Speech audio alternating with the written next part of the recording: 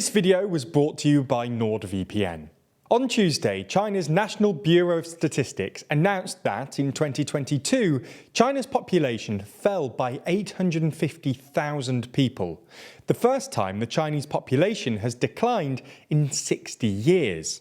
According to the National Bureau, China's birth rate, that is, the number of births per 1,000 people, came in at 6.77, one of the lowest in the world, and by far the lowest China has ever seen. For context, in 2019, before the pandemic, China's birth rate was 50% higher, sitting just above 10, and in the 60s it fluctuated between 30 and 40.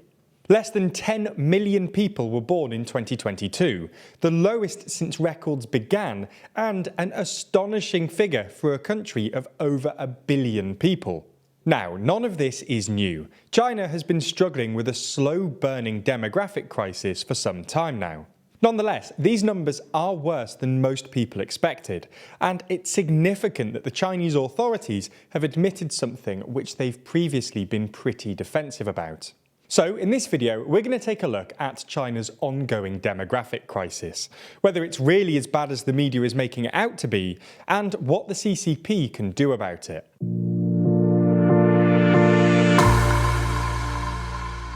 Now, the first thing to stress is that this is not at all a new problem, and while it sounds bad, the fact the population has shrunk for the first time is really a bit of an arbitrary landmark in China's ongoing demographic crisis. The roots of China's demographic crisis lie in the infamous one-child policy, introduced by Deng Xiaoping in 1980.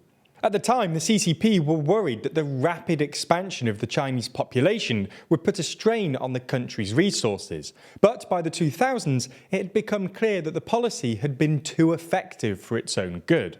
By then, China's fertility rate, that is, the number of births per woman, had fallen well below the replacement rate of 2.1. According to official statistics, China's birth rate was sitting at about 1.6, which would have put it on par with most of the developed world.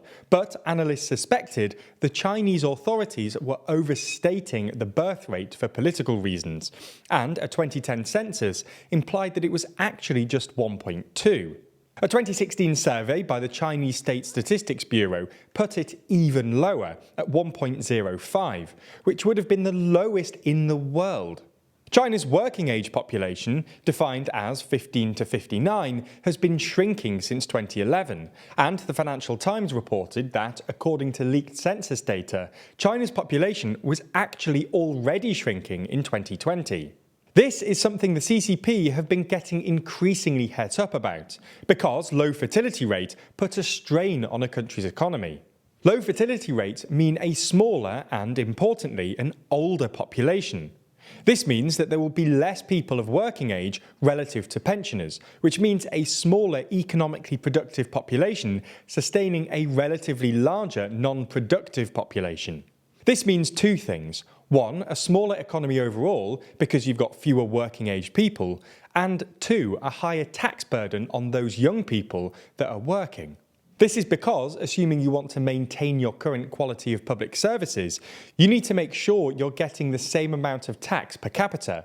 But if you've got fewer working-age people and more idle pensioners, then you need to tax those working-age people more heavily to keep standards up. This is both bad economically, a higher tax burden will, at least in theory, discourage working, and bad socially, because it creates intergenerational unfairness. It's an exceptionally pressing issue in China, because unlike other aging societies which tend to be well off with mature welfare systems, China's welfare system is rickety at best, especially in rural areas, and supporting its ever-growing troop of pensioners will require creating a comprehensive welfare state from scratch.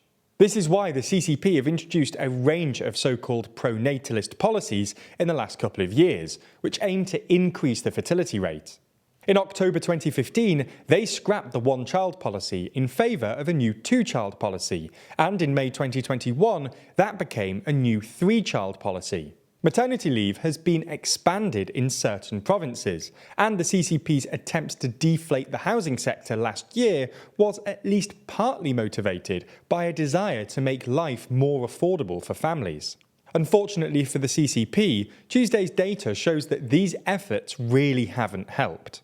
While the numbers have been exacerbated by China's zero-COVID policy, which deterred many families from having children last year, China's fertility rate is now sitting at about 1.1, one of the lowest rates in the world. For context, the fertility rate in the US is about 1.6, and in Japan, which is often considered the paradigm case for demographic crises, has a fertility rate of about 1.3. All in all, this is yet more bad news for the Chinese economy, which has had a rough couple of years. Nonetheless, it's important not to overstate the immediate significance of all this. Western analysts sometimes present this data as proof of China's imminent collapse, and while demographics do present a long-term challenge for the CCP, it's a slow-burning issue, and it probably won't make a massive difference to the geopolitical trajectory over the next 10 years. Some economists even think that China's changing demography could be good news for China's economy in the medium term. Fewer workers should mean higher wages, and this might actually help China rebalance its economy away from exports towards domestic consumption, which is something many middle-income countries struggle to do.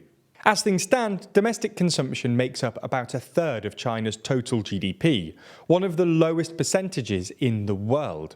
The economics are a bit complicated here, so we're not going to go into it in too much detail. But basically, low consumption limits China's growth. So if an aging population means higher wages, this could actually solve this problem. But even if it's not immediately pressing, China will need to find a way to resolve its demographic crisis if it wants to maintain its geopolitical status over the next century or so. Given that pro-natalist policies have proved ineffective, the most obvious solution here is immigration. But this is something that the CCP have proven remarkably resistant to. Chinese authorities issue very few permanent visa cards every year, usually less than 10,000, and foreigners account for just 0.1% of the total population in China. Compare this to, say, America, which takes in more than 1 million immigrants every year, despite having the population a fifth of the size of China's. In the long term, it looks like China will have to do something pretty dramatic if it wants to get through the next century with its superpower status intact. And as we said, this is far from a new issue, but with things like this continuing into 2023, it's easy to feel that the world is an increasingly unsafe place. Fortunately, when it comes to your personal life and digital safety, NordVPN has your back. It's an unfortunate reality that online scams and phishing attacks are on the rise right now. With us getting bombarded by emails from our banks, social media accounts, and even annoying newsletters we forgot we even signed up to, it's easy to click the wrong thing. One weak link can compromise security and bring things crashing down. With the protection of NordVPN, though, you can use their threat protection features to identify potentially suspicious links. Even if you did reach a suspicious website, NordVPN's data encryption tools would protect against a number of other attacks like malicious man-in-the-middle breaches. Even if things do go wrong, NordVPN's dark web monitoring is always scanning for your details and passwords, and can actively notify you before you even notice.